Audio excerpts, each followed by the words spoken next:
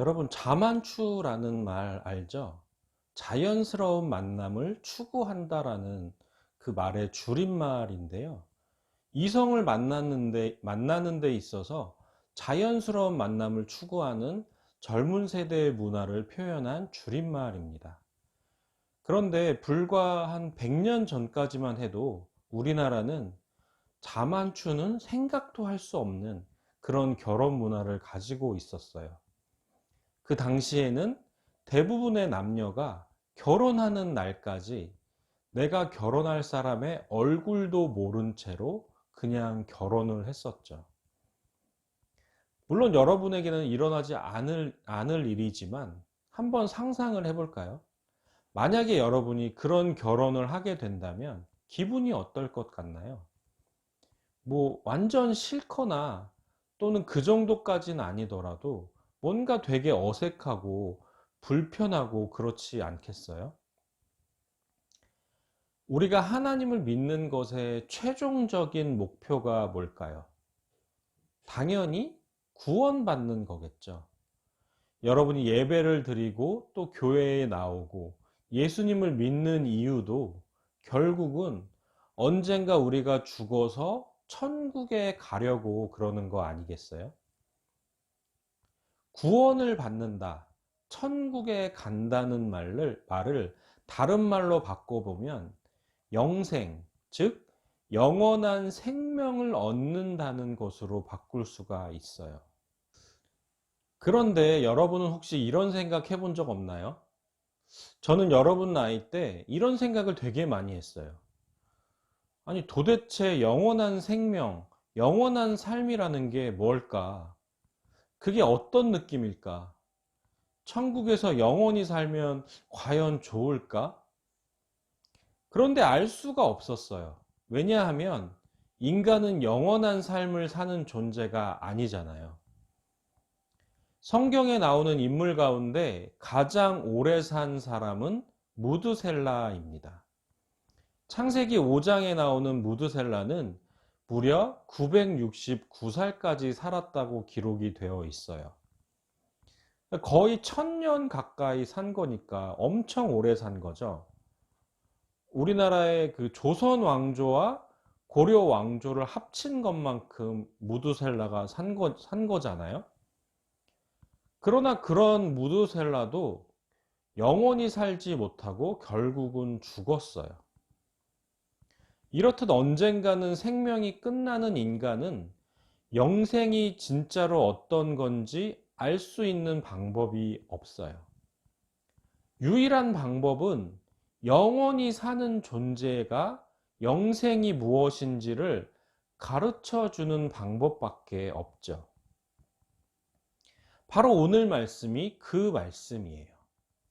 오늘 말씀은 영생을 가지신 분, 예수님께서 우리에게 영생이 무엇인지를 가르쳐 주고 계신 말씀이에요.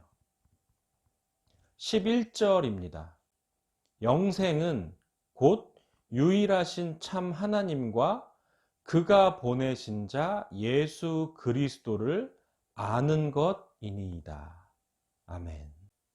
여러분, 지금 예수님께서 영생이 뭐라고 말씀하셨나요? 영생은 유일하신 하나님과 그가 보내신 예수님을 아는 것이라고 하셨어요. 여기서 중요한 것은 예수님께서 왜 그렇게 말씀하셨을까? 그것을 아는 거예요. 하나님을 믿는 많은 사람들이 잘못 생각하는 것이 있어요. 영생이라는 것을 우리가 죽은 다음에 천국에 가서 영원히 사는 것이라고 잘못 알고 있어요. 그런데 예수님은 지금 죽음에 대해서는 단 한마디도 안 하셨잖아요.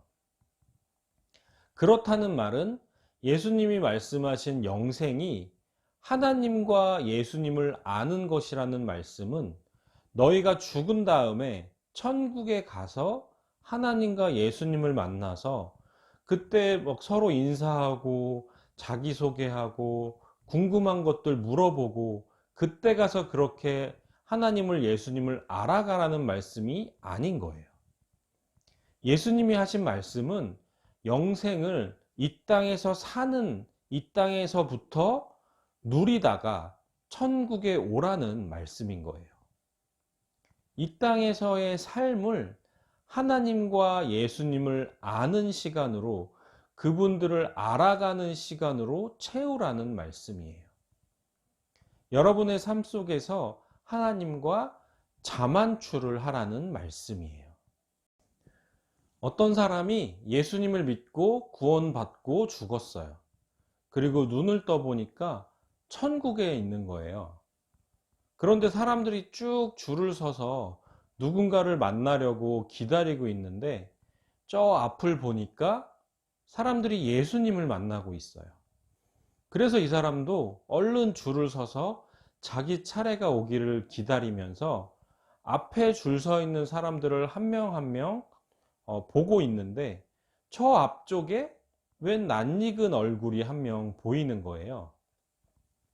그래서 자세히 보니까 자기가 중고등부 때 같은 교회를 다니면서 늘 옆에 앉아서 함께 예배드리던 친구인 거예요.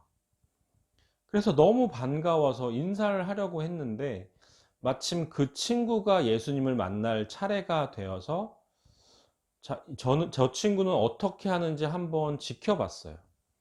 근데 이 친구가 예수님과 너무 즐겁게, 아주 평안하고 화기애애하게 이야기를 한참 나누는데, 누가 봐도 예수님과 너무 친해 보이는 거예요. 마치 오래된 친구를 만난 사람처럼 웃음이 끊이지를 않았어요. 근데 그 모습을 보면서 이 사람이 점점 고민에 빠지기 시작합니다. 이제 자기 차례가 다가오는데 생각이 점점 많아져요. 나는 예수님을 만나면 무슨 얘기를 해야 할까? 근데 생각을 해보니까 자기가 예수님에 대해서 아는 것이 너무 없는 거예요. 자, 여러분은 어떨 것 같나요? 여러분은 천국에서 예수님을 만나면 친구처럼 즐겁게 이야기할 것 같나요?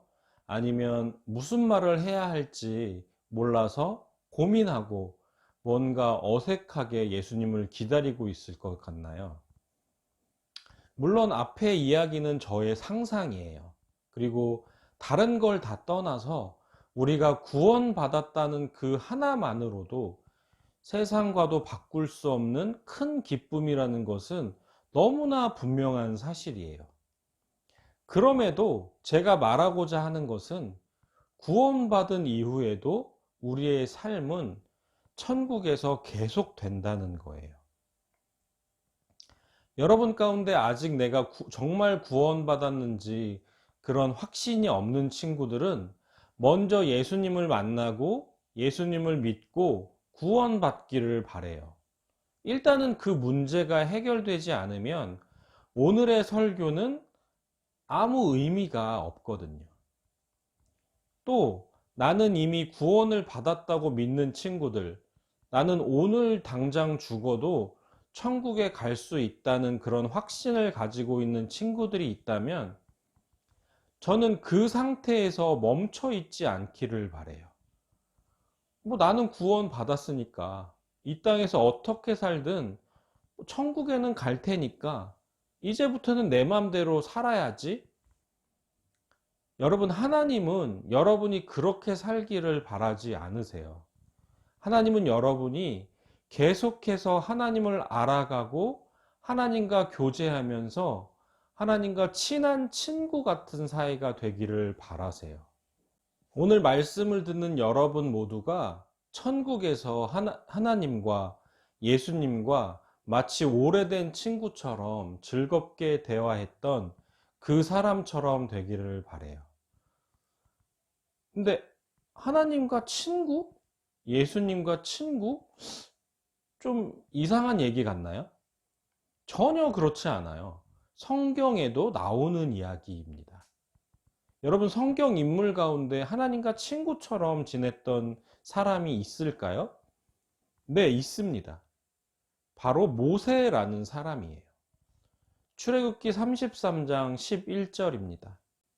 사람이 자기의 친구와 이야기함 같이 여호와께서는 모세와 대면하여 말씀하시며. 아멘. 지금 모세가 어땠다고 돼 있나요? 마치 친구와 이야기하듯이 하나님과 만나서 이야기했다는 거잖아요. 그런데 여러분, 모세가 처음부터 그랬을까요? 처음 하나님을 만나자마자 아무렇지 않게 친구처럼 이야기했을까요? 출애굽기 3장에는 모세가 하나님을 처음 만나는 장면이 나와요. 그런데 그 내용을 자세히 보면 결코 하나님과 친구 같다라는 느낌은 없어요. 근데 이건 누구나 마찬가지예요. 처음부터 하나님과 바로 친해질 수는 없어요. 그러나 모세는 그 후에도 계속해서 하나님을 만나고 그분의 말씀을 듣고 하나님과 교제하면서 하나님을 알아갔고, 마침내 하나님께서 친구라고 표현하실 만큼 하나님과 아주 가까운 사람이 될 수 있었어요. 저는 이 자리에 있는 여러분 모두가 하나님을 만나고 예수님을 믿고 구원받기를 간절히 바랍니다. 그러나 구원받은 것으로 끝나지 않기를 또한 바라요.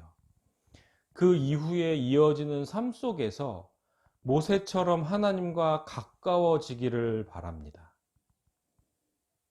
여러분 모두가 구원받고 그 이후에도 계속해서 하나님과 교제하다가 천국에 가서 마치 모세가 그랬던 것처럼 하나님과 친구처럼 반갑고 기쁘게 이야기 나누는 여러분 모두가 될 수 있기를 간절히 소망합니다.